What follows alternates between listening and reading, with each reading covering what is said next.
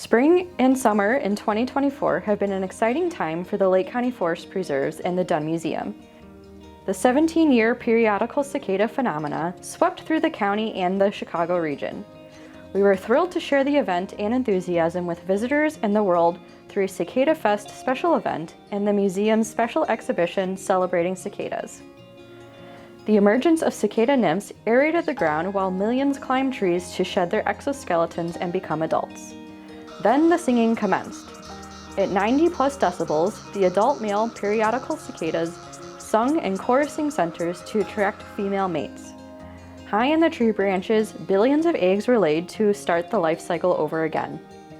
The eggs have hatched and new nymphs have fallen to the ground to start their 17-year journey, finding nourishment from tree and plant roots until it is their turn to emerge.